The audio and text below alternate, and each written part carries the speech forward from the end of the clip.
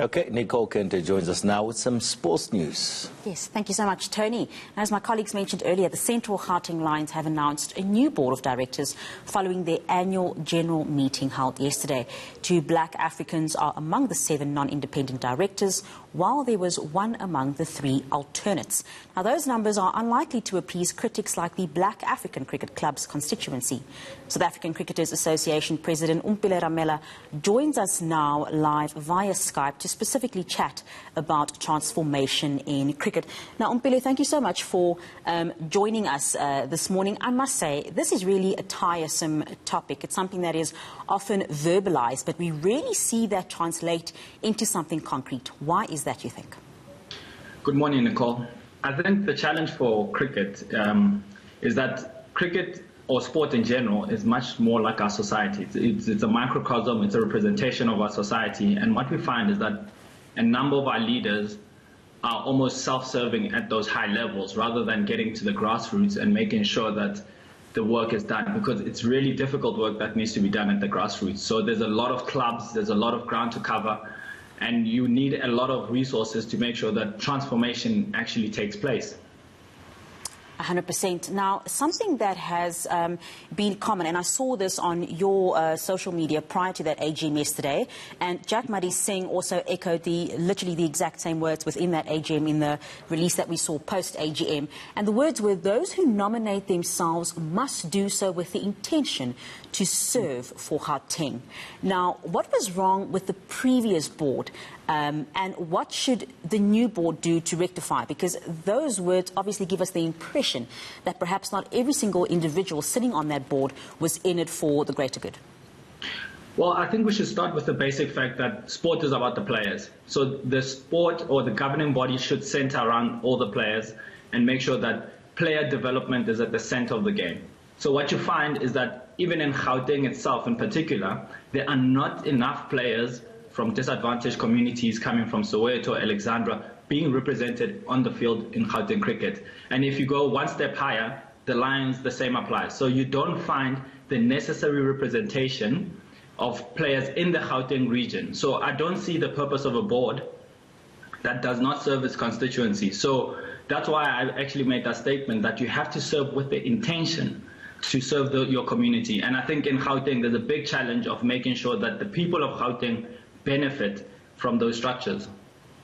But now, Omphile, why is it that we aren't seeing sufficient players? I mean, as you know, I worked in cricket for almost 3 years of my life, and this conversation has been there many, many years ago. It's the same conversation that you're having now. And if this representation is not there, where exactly is the break in communication?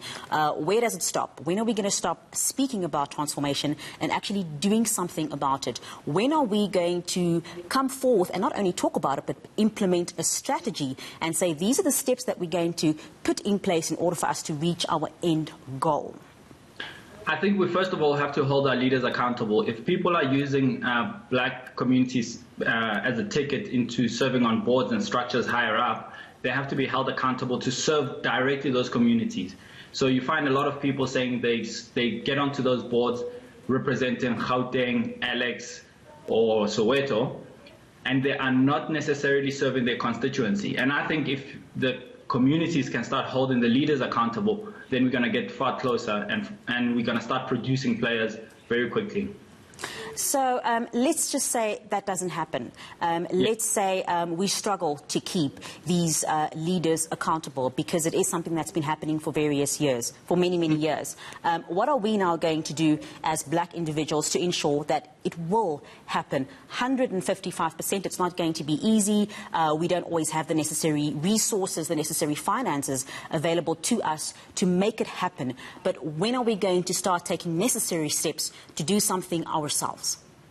Well, I think communities can raise their voice and make sure that if the leaders are not actually acting in their best interest, that they remove them. You know, and I think that's the best way to hold people accountable, is to remove them. And the people with the necessary power of influence, they should start advocating for that. They should make sure that players are the center of the game, because sport is fundamentally about players. You can't keep having this situation where the administrators are taking center stage. They are there to serve the interest of the players, and in particular the interest of their constituency. 100%. And talking about the interest of the players there, Mr. Ramela, how has COVID-19, it's actually quite interesting to know, how has COVID-19 affected the cricketers? I mean, they basically are still receiving their salaries. Yes, they don't receive all the good perks that come with actually playing a match.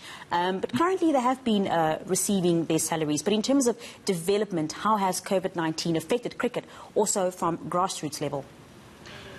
In South Africa, we're quite fortunate in a sense that COVID started at the end of our season, so we didn't have much of an impact on the game. We just saw almost the games being rounded off by deciding who's at the top of the log.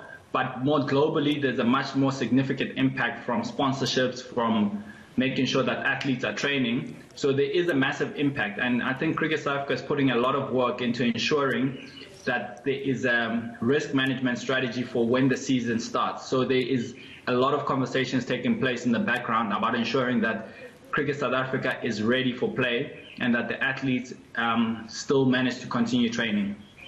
Yes, I think they are definitely ready. I think we all know Dr. Jacques Faure is a man of strategy, and he plans his strategies for the next 3 to 5 years. So I'm sure we can definitely look forward to some action in cricket after this. Before I let you go, Omphile, you are still the president at SACA, but very recently you were coaching at Central Gauteng Lions, and I understand as at the end of April, you are no longer doing that. What are you doing now?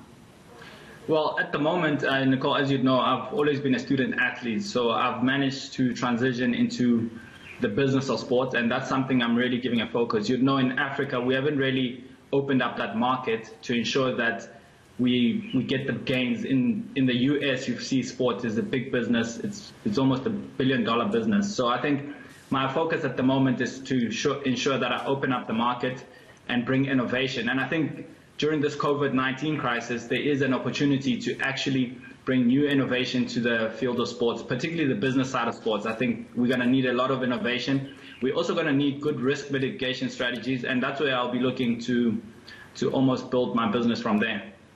Definitely going to need a lot of innovation there. That is Mr. Omphile Ramela, the president at the South African Cricketers Association. Thank you so much for joining us. It was great chatting with you. We'll have some more sport later. Marcel and Tony, back to you.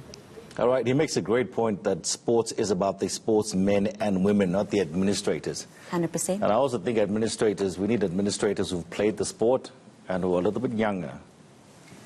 Gosh, guys, can we not have Christmas all in one day? Yes, we want all of this now to happen now. All right, Nicole, thank you. But it really is an issue in all sports, not just in cricket. And I think especially the changing of the guard and having people who have different skill sets as well, are experts in marketing, experts in the different fields that now make up different parts of professional sports. But you can't represent a tennis player if you've never actually gone on tour. The difficulties they have on tour, they have to earn money by playing here and there and so forth. They face so many difficulties being away from family.